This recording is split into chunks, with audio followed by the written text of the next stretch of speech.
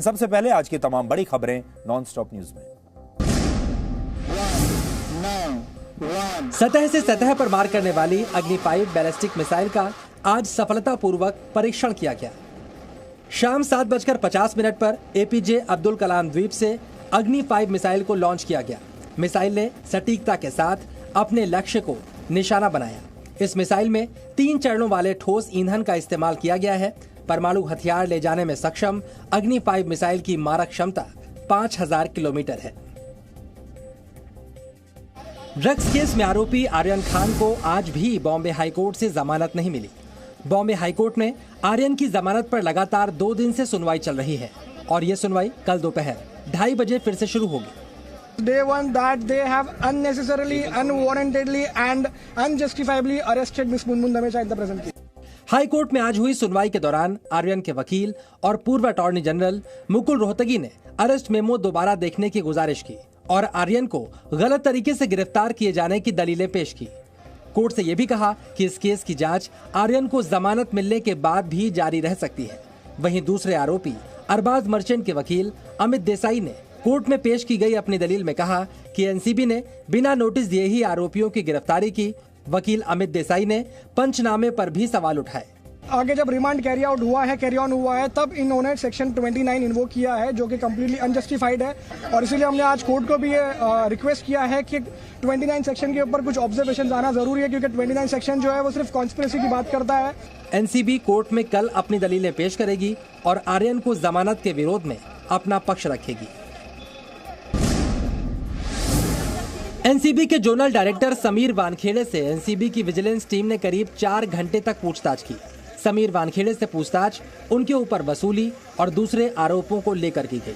आने वाले समय में आवश्यकता अनुसार उनसे और भी कागजात लिए जाएंगे और कुछ और साक्ष्य की जरूरत होगी तो उनसे लिया जाएगा। समीर वानखेड़े की बहन यास्मीन वानखेड़े ने महाराष्ट्र के कैबिनेट मंत्री नवाब मलिक के खिलाफ राष्ट्रीय महिला आयोग में SC/ST एक्ट के तहत कई शिकायतें दर्ज कराई। महाराष्ट्र के कैबिनेट मंत्री नवाब मलिक ने आज समीर वानखेड़े की पहली शादी से जुड़ा निकाहनामा ट्विटर पर जारी किया। नवाब मलिक ने समीर वानखेड़े को मुसलमान कहा और ये आरोप भी लगाया कि फर्जी दस्तावेजों के आधार पर अधिकारी बने समीर वानखेड़े ने एक जरूरतमंद दलित का अधिकार छीना।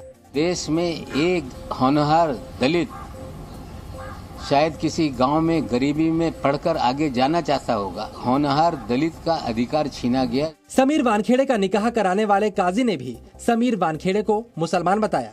अगर वो हिंदू वहाँ जाहिर कर देते तो निकाह नहीं होता। समीर वानखेड़े की दूसरी पत्नी क्रांति रेडकर ने जवाब में नवाब मलिक पर काजी को पैसे खिलाने का आरोप लगाया। तब क्यों नहीं पूछा? अब क्यों आया है पूछने के लिए? क्योंकि नवाब जी ने उन्हें पैसे दिए हैं कि क्या सीन है? समीर वानखेड़े के पिता ज्ञानेश्वर वानखेड़े ने नवाब मलिक पर मानहानि का केस करने की बात कही। सुप्रीम कोर्ट ने पेगासस जासूसी मामले की जांच के लिए 3 सदस्यीय कमेटी का गठन किया। इसके साथ ही सर्वोच्च अदालत ने कहा कि देश के हर नागरिक को निजता के उल्लंघन से सुरक्षा देना जरूरी है और सरकार की ओर से राष्ट्रीय सुरक्षा की दुहाई देने मात्र से कोर्ट मूक दर्शक बना नहीं रह सकता। सुप्रीम कोर्ट के इस फैसले के बाद देश में सियासत तेज हो गई है। वायनाड से कांग्रेस सांसद राहुल गांधी ने कहा कि कोर्ट ने विपक्ष के रुख का समर्थन किया है। A big step that the Supreme Court has said that they're going to look into this matter. So I'm confident that we will get the truth out of this. Rahul Gandhi के इस बयान के बाद बीजेपी ने कांग्रेस को जवाब दिया।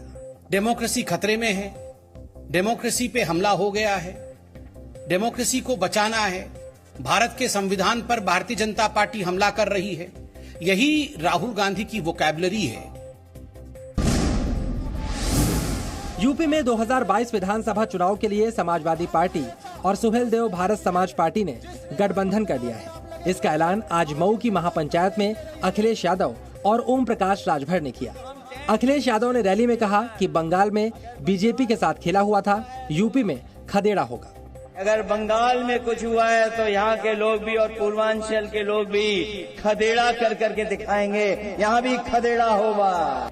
अखिलेश ने चुनाव में गठबंधन के 400 सीटें जीतने का दावा किया। एसबीएसपी का पूर्वी यूपी के 5 से 6 जिलों में असर है। बीजेपी ने कहा अखिलेश 25 साल तक सत्ता में नहीं आ पाएंगे। श्री अखिलेश यादव जी जैसे 2014 में आ रहे थे, 2017 में आ रहे थे, 2019 में आ रहे थे, मैं मानता हूं वैसे वो 2022 में भी आ रहे हैं, लेकिन आएंगे नहीं, अभी उनकी 25 साल तक उम्मीद नहीं। वहीं मुजफ्फरनगर दौरे में AIMIM अध्यक्ष असदुद्दीन ओवैसी ने कहा कि वो पूरा जोर लगा देंगे कि बीजेपी दोबारा सत्ता में न आए। नहीं, हमारी पूरी कोशिश यही है कि दोबारा उत्तर प्रदेश में बीजेपी की सरकार ना बने, योगी आदित्यनाथ दोबारा मुख्यमंत्री ना बने, और उसी सिलसिले में हमारी पूरी तैयारी चल रही है। आरजेडी अध्यक्ष लालू प्रसाद यादव आज 6 साल बाद किसी चुनावी मंच पर चढ़े। लालू ने मुंगेर और दरभंगा में विधानसभा उपचुनाव की रैलियां की और सीएम नीतीश कुमार पर निशाना साधा। बहुमत हमारा था, तेजस्वी का शासक आरजेडी का बेसी एमएलए था, नीतीश कुमार के सरकार का, हमें कहा कि विसर्जन हुआ है। बीजेपी ने कहा कि लालू के प्रचार में आने से उपचुनाव की दोनों सीटों पर एनडीए अब और भी बड़े अंतर से जीत हासिल करेगा। निश्चित तौर पर जीतेंगे, और लालू प्रसाद जी के जाने से तो फिर लोग 2005 के पहले के बिहार को याद भी तो करेंगे ना। वहीं कांग्रेस ने लालू के सोनिया गांधी से फोन पर बातचीत के दावे को खारिज किया। कहा, लालू वोटों के लिए भ्रम फैला रहे हैं। इस तरह की बातें जो है वो टोटली अर्थविहीन है। अगर ऐसे कुछ बात होता तो हमारे आम सभा में आते। बिहार में विधानसभा की 2 सीटों के लिए 30 अक्टूबर को उपचुनाव है।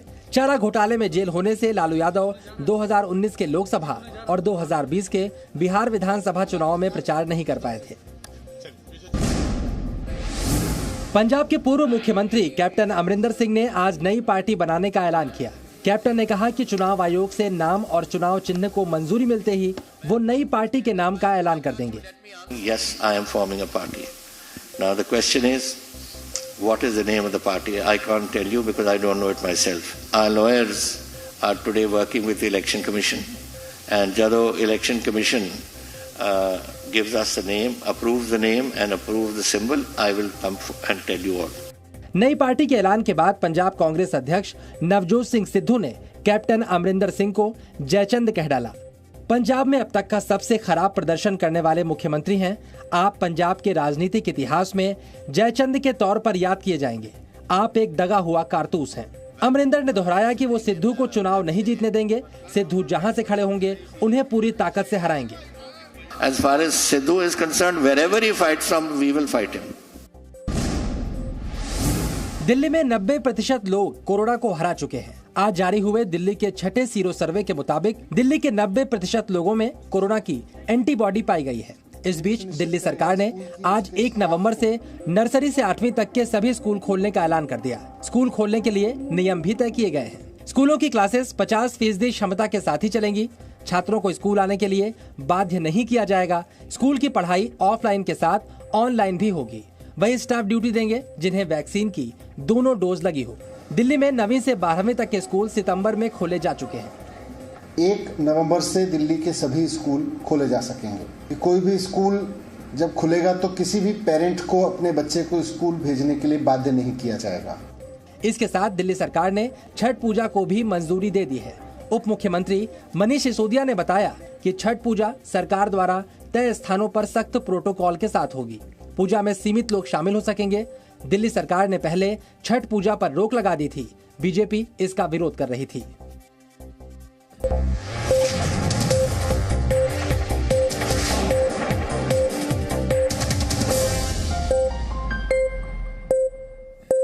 Presenting B News app, available on Google Play and App Store. Download it now.